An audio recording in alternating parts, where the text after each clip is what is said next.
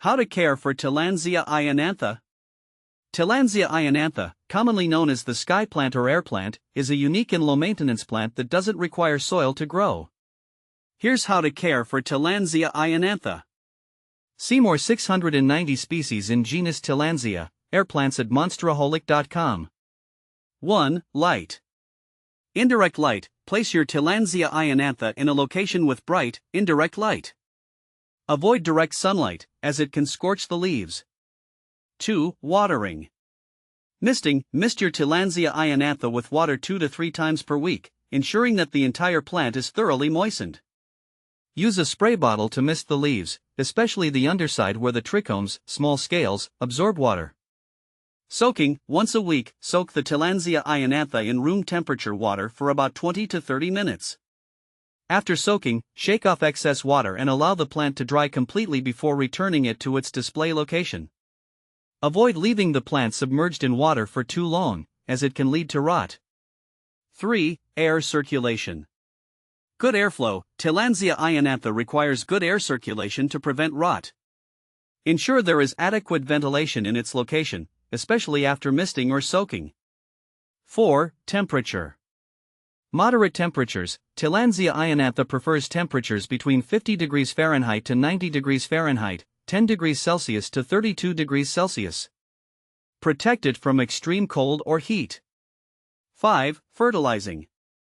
Occasional fertilizing. Feed your Tillandsia ionantha with a water-soluble orchid or bromeliad fertilizer diluted to quarter strength once a month during the growing season, spring to fall.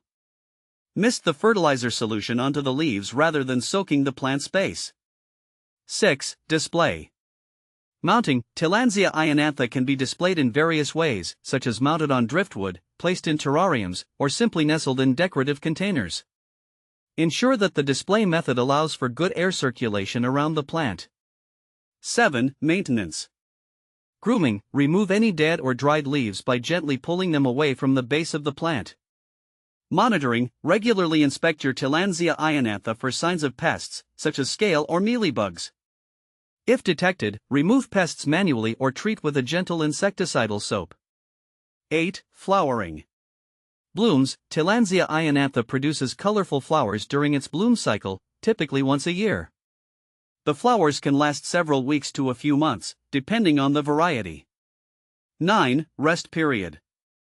Winter rest. During the winter months, reduce watering frequency to once a week and avoid fertilizing. The plant may enter a dormant phase during this time. How big does Tillandsia ionantha get? Tillandsia ionantha doesn't grow too large, which is part of its charm. When I first got mine, it was quite small, fitting in the palm of my hand. Over time, it has slowly grown, but it's still a compact and manageable size. Its rosette of leaves doesn't spread out too much, making it perfect for displaying on a small shelf or in a terrarium. I appreciate its petite nature because it means I don't have to worry about finding a lot of space for it. How to identify Tillandsia ionantha?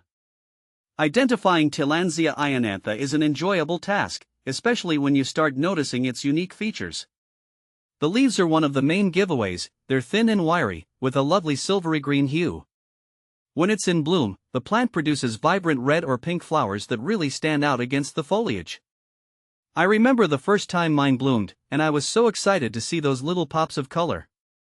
Overall, its compact size and distinctive appearance make it easy to identify once you know what to look for. How to pronounce Tillandsia ionantha? Pronouncing Tillandsia ionantha might seem a bit tricky at first, but it's not as intimidating once you break it down. I've heard it pronounced as Tillandsia ionantha. The emphasis is on the and nan syllables, with a soft th sound at the end.